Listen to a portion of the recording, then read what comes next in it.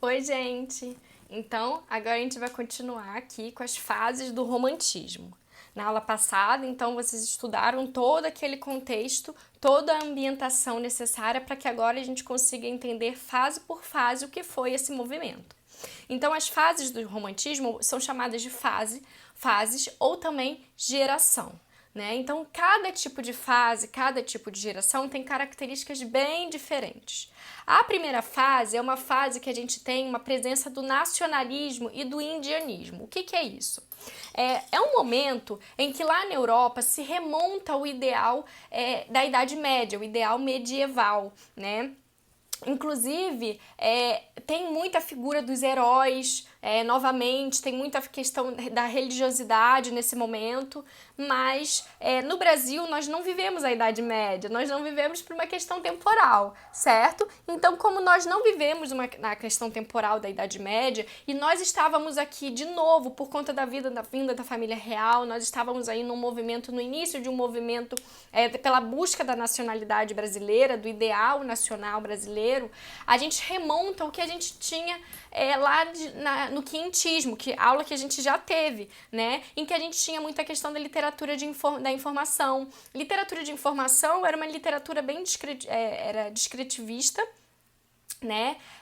Então a gente tinha uma questão aí da descrição muito presente, uma descrição do quê? Da natureza, né? E dos índios também, que eram o que tinha naquele momento. O que a gente modifica é que o índio passa a ser o centro da nossa história. Olha, ainda assim a gente tem muitos pormenores nesse momento, tá? A gente não tá falando de uma posição ideal dos índios, a gente não tá falando de uma valorização real da nossa identidade brasileira, não é nada disso, mas é um começo, tá, gente? E isso é muito importante.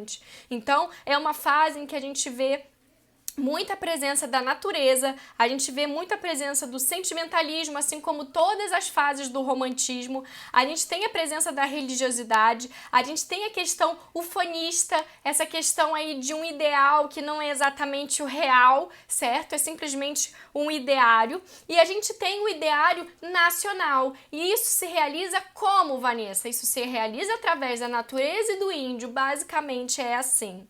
Certo? Então, por exemplo, eu escolhi aqui um texto clássico, super clássico, que todo mundo aqui eu acho que já conhece, que é a Canção do Exílio de Gonçalves Dias, certo? Gonçalves Dias é um dos autores mais importantes dessa época, mas ele não é o único. Nós temos Gonçalves Dias, nós temos Gonçalves de Magalhães, né? E nós temos também José de Alencar, certo? Com seus romances super conhecidos. Eu escolhi então um poema de Gonçalves Dias. Ele é assim: minha terra tem palmeiras, onde canta o sabiá, as aves que aqui gorjeiam, não gorjeiam como lá. Nosso céu tem mais estrelas, nossas vasas têm mais flores, nossos bosques têm mais vidas, nossas vidas mais amores. Em cismar sozinho à noite, mas prazer encontro eu lá. Minha terra tem palmeiras, onde canto o sabiá. Minha terra tem primores, que tais não encontro eu cá. Em cismar sozinho à noite, mais prazer eu encontro eu lá. Minha terra tem palmeiras, onde canto o sabiá. Não permita a Deus que eu morra, sem que eu volte para lá, sem que desfrute os primores que não encontro por cá. Sei que ainda viste as palmeiras que canta o sabiá. Então aí nós temos uma saudade da terra, essa canção do exílio, alguém que está fora do Brasil, e basicamente ele diz que sente muita saudade do Brasil, mas ele sente saudade da natureza, basicamente. Ele fala que ele é mais feliz aqui, mas não tem uma descrição da vida, não tem uma descrição real sobre a felicidade dele aqui. É só sobre a questão da natureza. A gente ainda tem muito esse movimento, né? Quando a gente viaja e fala, caramba, nada é mais bonito do que o Brasil, né? Eu posso viajar o mundo inteiro, mas eu nunca vou encontrar belezas tão lindas como o do Brasil. Isso daí ainda é uma maturidade nacional que nós temos, que, claro, a nossa beleza é exuberante. Ninguém está falando sobre a questão da natureza ser um primor aqui no Brasil. Mas isso não é o que a gente pode levar de mais importante em termos de identidade nacional, certo? Então nós temos isso muito presente aí nesse poema. Esse poema eu trouxe, mesmo ele já sendo muito batido, porque a gente tem muitas questões aí de vestibular que se abordam intertextualidade com esse texto. Nós temos outros textos que remontam essa questão conforme o ideário nacional vai aparecendo. Nós temos um texto que, eu não vou lembrar exatamente do nome, em que ele fala assim: não permita, Deus, que eu morra sem que eu volte para São Paulo. Então, cada vez que a gente tem um avanço em termos de identidade nacional, esse texto ele foi remontado e recriado através de intertextualidade, e isso é muito abordado nos vestibulares, tá bom? Bom, a segunda fase é a fase que a gente mais conhece sobre o romantismo, é o que a gente chama de ultrarromantismo, é o mal do século, ou então byroniana. Por que byroniana? Porque vem lá de uma influência de um escritor, de um escritor francês, né, que era Byron, e veio pra cá pra gente com as suas influências. O que a gente tem nessa segunda fase? Tem aquela parte mais sentimental desse momento literário, né? É a parte que a gente tem os poetas que muitas vezes não chegavam aos 30 anos, né? Eles eram muito boêmios e eles tinham uma depressão muito grande, um sofrimento muito grande, uma introspecção muito grande, certo? Então, as características que a gente tem aí é um egocentrismo, porque se centra em si mesmo, né, nos seus próprios sentimentos e nos seus próprios sentimentos negativos, que é isso que eu falei na aula passada para vocês. Então, eles olham para esse sofrimento, eles sentem esse sofrimento, eles alimentam esse sofrimento, certo? De novo, a gente tem muita influência freudiana nesse momento, né? Então, a gente tem essas características mais pesadas e mais negativas exatamente por isso. É uma beira à loucura que nós temos aí. Nós temos muitos poemas ligados ao sonho, né? Às ilusões. A gente não tem uma vivência do real, a gente tem uma pessoa que está ali vivendo um imaginário, certo? Então, a gente tem aí egocentrismo, negativismo, pessimismo, até aí a gente entende. A gente tem muita dúvida, eles não sabem muito bem sobre nada, né? Eles estão muito inseguros, certo? A gente tem a questão da desilusão, né? Um sofrimento por amor muito grande. A gente tem a questão da boemia, que eu já comentei, a morte, né? Então a morte aparece como uma solução dos problemas, e quando não é a morte, é a fuga da realidade. Então eles fazem algum trabalho de escapar da realidade. Pode ser através do tempo, pode ser através do espaço, ou então através das bebidas, ou então das drogas, enfim, eles têm essa questão do escapismo, porque eles não querem viver a realidade. Eles ficam ali simplesmente na sua alucinação. Em termos de literatura brasileira, nós temos aí Álvares de Azevedo, Casimiro de Abreu, Fagundes Varela e Junqueira Freire. Eu trouxe aqui um poema para vocês que se chama Lembranças de Morrer, de Álvares de Azevedo, tá? Então é um poema bem consagrado desse momento. Então ele fala: quando em meu peito rebentar-se a fibra que o espírito enlaça a dor vivente, não derramem por mim nenhuma lágrima em pálpebra demente. E nem desfolhem na matéria impura a flor do vale que adormece ao vento. Não quero que uma nota de alegria se cale por meu triste passamento. Eu deixo a vida como deixo o tédio. Do deserto, o poento caminheiro, como as horas de um longo pesadelo que se desfaz ao dobre de um sineiro. Como o desterro de minha alma errante, onde o fogo insensato a consumia, só levo uma saudade. É desses tempos que a amorosa ilusão embelecia. Só levo uma saudade. É dessas sombras que eu sentia velar nas noites minhas. De ti, ó mãe, pobre coitada, que por minha tristeza te definhas. De meu pai, de meus únicos amigos, poucos, bem poucos, que não me zombavam quando em noite de febre, endoidecido, minhas pálidas crenças duvidavam. Se uma lágrima às pálpebras me inunda, se um suspiro nos seios treme ainda, é pela virgem que sonhei, que nunca aos lábios me encostou a face linda.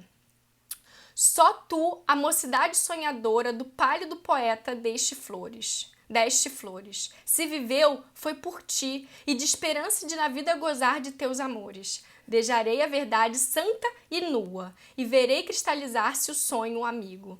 Ó minha virgem dos errantes sonhos, filha do céu, eu vou amar contigo. Descansa em o meu leito solitário, na floresta dos homens esquecida. À sombra de uma cruz, e escrevam nela. Foi poeta, sonhou e amou na vida. Sombras do vale, noites da montanha, que minha alma cantou e amava tanto. Protegei o meu corpo abandonado, e no silêncio derramai-lhe canto. Mas quando prelúdia, ave de aurora, e quando à meia-noite o céu repousa, arvoredos do bosque, abre os ramos, deixai a lua prantear-me a lousa. Então aí a gente tem um poema que marca tudo isso que a gente falou. A gente tem uma pessoa que deseja a morte, a gente fala sobre uma tristeza, uma ilusão amorosa, que ele fala que ele nunca sequer beijou essa moça e ele vive apaixonado por ela. Ele fala sobre a questão da loucura, ele fala então de muita coisa que a gente conversou aqui. É um poema que a gente consegue entender absolutamente tudo dessa fase, certo? E a terceira e última fase é o que a gente chama de poesia social ou então condoreirismo. Eu sempre tenho dificuldade de pronunciar, que também tem influência de autores da Europa, certo? Então essa poesia social aí é um momento em que a gente está vivendo o fim da escravatura aqui no Brasil. E isso se reflete também na nossa... vai se refletir também na nossa... literatura, certo? Então nós vamos ter muitos temas republicanos, com ideais abolicionistas, e assim como todos os momentos do romantismo, a gente tem muita expressividade, a gente tem muito rebuscamento, muita figura de linguagem. E nesse caso aqui a gente tem um tom reivindicatório. De novo, gente, é só o começo de você falar sobre essa questão da escravatura. Então não esperem algo maravilhoso assim, que configure uma luta, né? Muito importante, uma luta única. E aí eu escolhi, e aí nós temos basicamente dois escritores que são muito importantes, que é Castro Alves e Sousandrade, certo? E aí eu trouxe um poema de Castro Alves que se chama Navio Negreiro, certo? E aí eu coloquei, é uma parte, certo? Porque ele é maiorzinho e nós vamos começar só no iniciozinho, tá? Então ele começa falando: estamos em pleno mar, doudo no espaço, brinco o luar, dourada a borboleta, e as vagas após eles correm, cansam como turma de infantes inquieta. E aí ele continua falando que estamos em pleno mar, e aí depois ele começa falando de onde vem, onde vai, das naus errantes, quem sabe o rumo se é tão grandioso espaço. Nesse Saara, corcéis o pó levantam, galopam, voam, mas não deixam traço. E aí eles continuam sobre essa questão do navio negreiro, falando na segunda parte, né? Que importa do nauta o berço, donde é o filho, qual é o seu lar? Ama a cadência do verso que lhe ensina o velho mar. Cantai que a morte é divina, resvala o bringue da bolina, como golfinho feroz. Presa ao mastro de Mazena, saudosa bandeira acena, as vagas que deixa após. Então, ele fala sobre a questão do adeus àquela terra, certo? E depois ele continua, né? Quando ele fala na parte 5 já, né? Senhor Deus dos desgraçados, dizei-me vós, Senhor Deus, se é loucura, se é verdade, tanto horror perante os céus. Ó mar, por que não apagas com a esponja de tuas vagas de manto este borrão? Astros, noites, tempestades, rolai nas imensidades. Varrei os mares, tufão. Então ele fala sobre esses absurdos que aconteciam no mar, né? E aí eu vou continuar porque essa parte é bem importante. Quem são esses desgraçados que não encontram em vós mais que o rir calmo da turba que excita a fúria do algoz? Quem são, se a estrela se cala, se vaga a pressa resvala, como um cúmplice fugaz, perante a noite confusa? Dize, ó tu, severa musa, musa libérrima, audaz. E aí ele continua, são os filhos do deserto, onde a terra expôs a luz. E aí ele continua falando sobre essa questão dos índios, né? Dos escravos, né? Que vieram para substituir a mão de obra indígena aqui no Brasil no momento da escravidão. E esse momento é um momento bem grande. Aqui é o primeiro momento em que se toma consciência dessa falta de humanidade sobre esse grupo, né? E aí ele fala até que a tribo dos homens nus, né, são os guerreiros ousados que os tigres mosqueados combatem na solidão. Ontem simples, fortes, bravos. Hoje míseros escravos, sem luz, sem ar, sem razão. E aí eu recomendo que vocês leiam todo esse poema, porque ele é bem importante em termos de entendimento dessa fase, dessa geração, para vocês entenderem sobre como essa questão social ela é abordada nessa fase, certo? Gente, então assim a gente encerra o romantismo e podem fazer os exercícios, tá bom? Qualquer dúvida, por favor, entrem em contato. Um beijo e até a próxima!